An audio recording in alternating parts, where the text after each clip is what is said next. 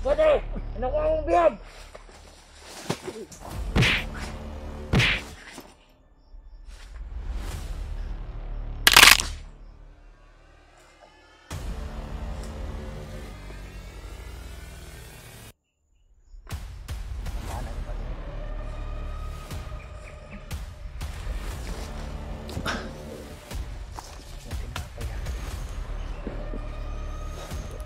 Balik tuloy yung liig mo. Grabe.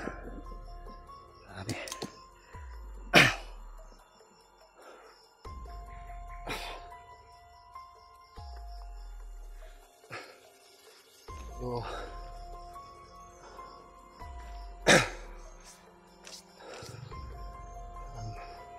abutan nata ako ito ng dilim mga tol.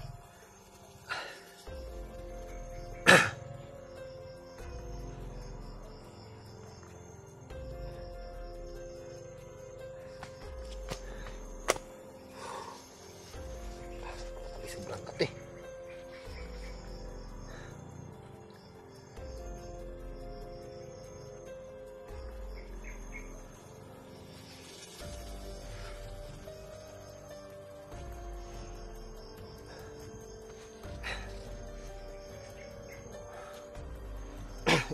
Yun mga tol.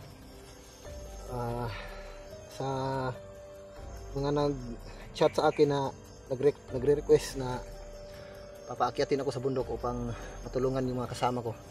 So andito na ako ngayon. Tinutupad ko na yung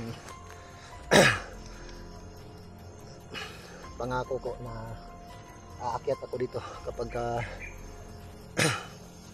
may mag-alaga doon sa asawa ko at may kasama yung asawa ko. So ando na yung kapatid ko doon, kasama ng aking asawa, kaya umakyat ako dito sa kagubatan tulad ng pinapangako ko nung mga nakaraang video. Kapag maibaba ko yung bihag ay babalik ako kaagad, pero yun nga lang ay hindi natin alam yung araw at oras na mga pangyayari, kaya natagalan ako sa pagbalik dito sa kagubatan mga tol, dahil sa may iniindang karamdaman yung aking anak at yung aking asawa. Nung pagkatapos kong maihatid yung bihag na babae na nailigtas ko tapos kong inihatid sa kanila ay aakyat sana ako muli dito sa kagubatan, pero kaso yung asawa ko ay nadisgrasya yung asawa ko sa mainit na tubig. Umagang yun nagpakulo ng tubig yung asawa ko para magkape sana. Ang problema, yung nahawakan niya na pinag-initan niya ng tubig ay nabitawan niya, kaya yun paso yung paa ng aking asawa. Tapos sumunod naman yung panganay kong anak ay hinihika din. So yun ang dahilan kaya hindi ako nakabalik agad dito sa kagubatan. So huli ko nang nalaman na pagbalik ko dito sa kagubatan ay yung ibang kasama ko pala ay nakababa na pala yung iba. Tapos yung iba ay andito pa rin sa kabundukan.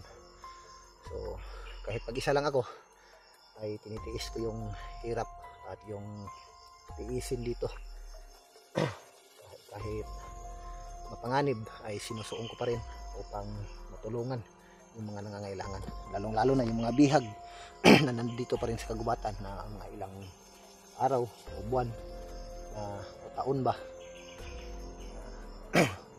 Hanggang ngayon ay hindi pa nila nasisilayan yung kagandahan doon sa baba mula nang sila ay nakarating dito sa kagubatan. So hindi natin alam kung ilang taon na ba o buwan sila na nandito. So, sana ay magtagumpay ako sa aking mission at mailigtas ko sila mga tol. Ano, tungkol nga pala doon sa tumutulong sa babaeng bihag nailigtas ko. So ako po ay lubos na nagpapasalamat at sa kabutihan nyo po ay natulungan natin yung babaeng bihag sa pamamagitan po ng inyong tulong, inyong blessing ay naibigay ko lahat sa kay Bibi, yung babae na nailigtas ko, at yung iba naman na pinadala sa akin ay binigyan ko rin yung pangangailangan ng aking asawa. So salamat sa nag-abot ng tulong. So, kailangan ko munang magdahan-dahan mga tol dahil parang uulan na. Nagulat ako mga tol, bigla na lang gumalaw yung sanga ng kahoy kanina.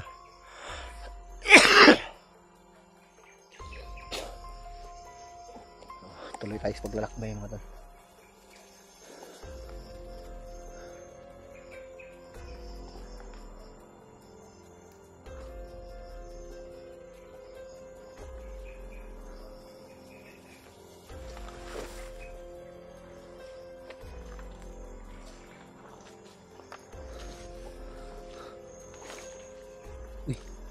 May baril mo tol. Ito na. May baril oh.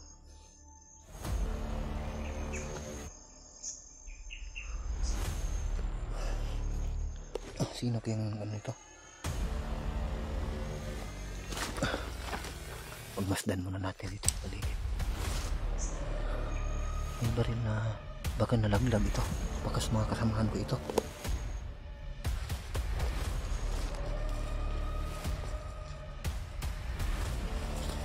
Pwede! Nakuha mong biyag!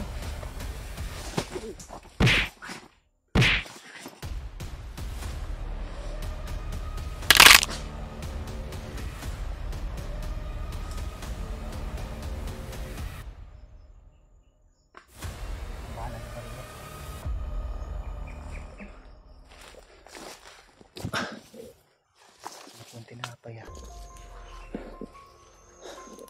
Balik tuloy yung liig mo. Kala mo pero may tinatawag siya. May kasama pa ito dito.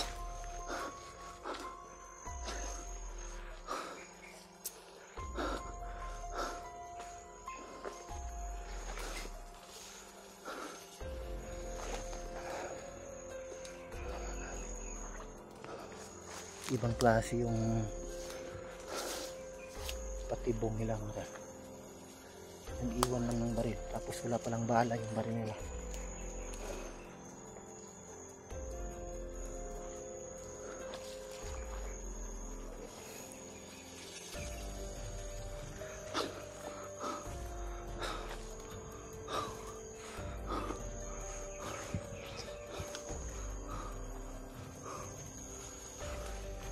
May mga may mga umaakyat talaga sa mga puno ng matan. Ito.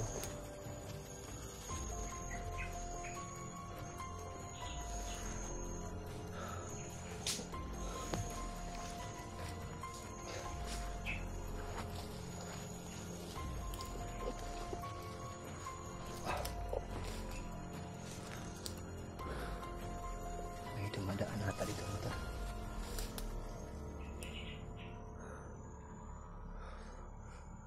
Yung mga saging dito.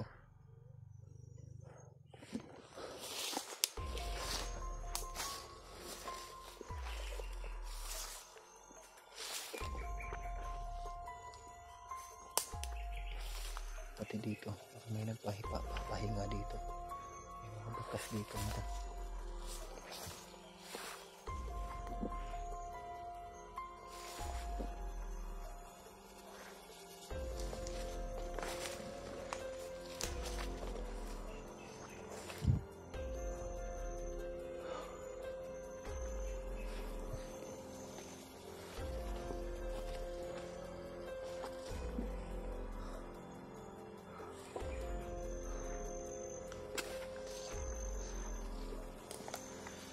May gumagawa dito ng gumagawa ng masisilungan nila. Grabe, napaka critical pala ng area ito mga. Muntik kanina. Bigla akong hinawakan.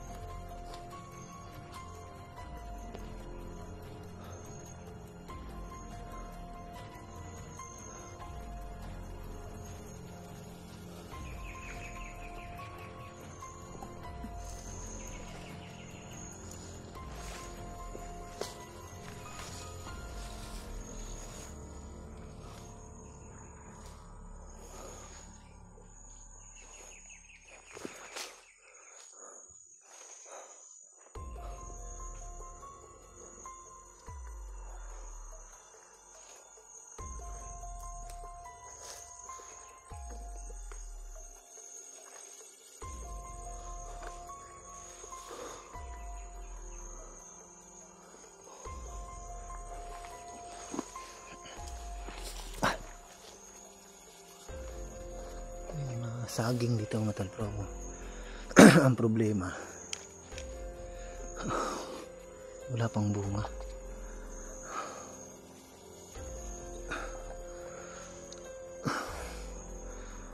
Diyan ako pupunta ngayon mga tol, kaso kung uulan ay makakuha agad ako ng daon saging para makapagtago.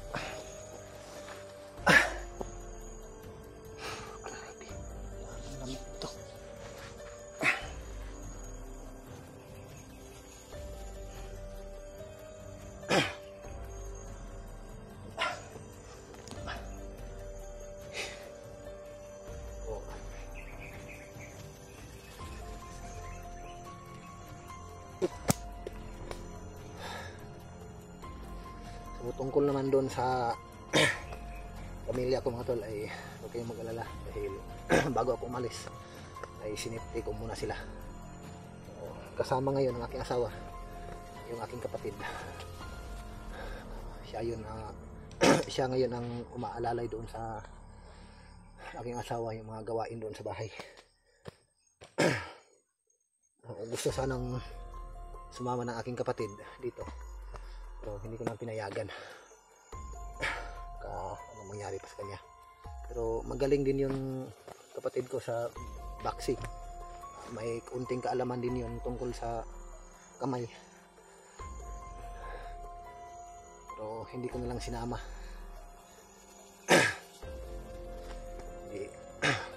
Kasi walang anting-anting yun. Hindi katulad sa atin na may dala-dala tayong kaunting agimat na pangdepensa sa ating sarili.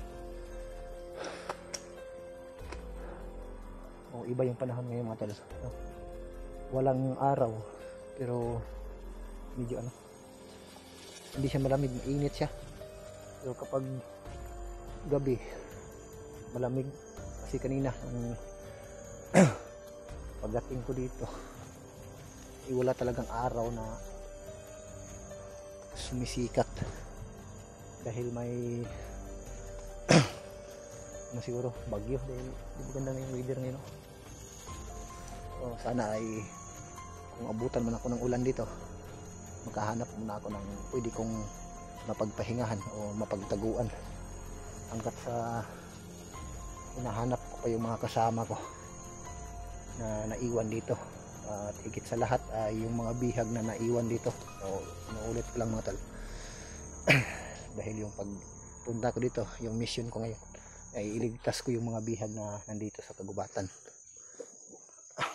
Dahil katulad ng sinasabi ni Bibi, kasi si Bibi ay bago ako umalis kanila, may sinasabi si Bibi sa akin tungkol sa mga bihag. May kaibigan daw siya, close friend niya na girl, at yung bata na kasama nila ay sana mailigtas ko raw. Yun ang sabi ni Bibi sa akin.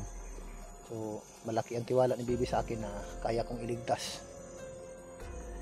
yung close friend niya na babae at yung bata. So sana ay magtagumpay ako sa mission. So salamat din naman sa tiwala ni Bibi sa akin. Pero ano ba to? Parang lumilindol yung ramdam ko. Hindi kasi ako nakatulog ng maayos.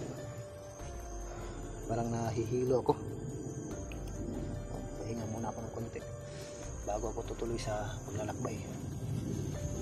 mga tol, salamat sa inyo sa patuloy niyo pong walang sawang pagsuporta, no?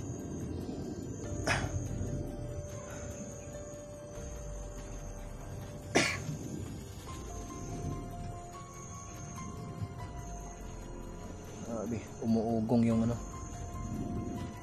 yung kalangitan.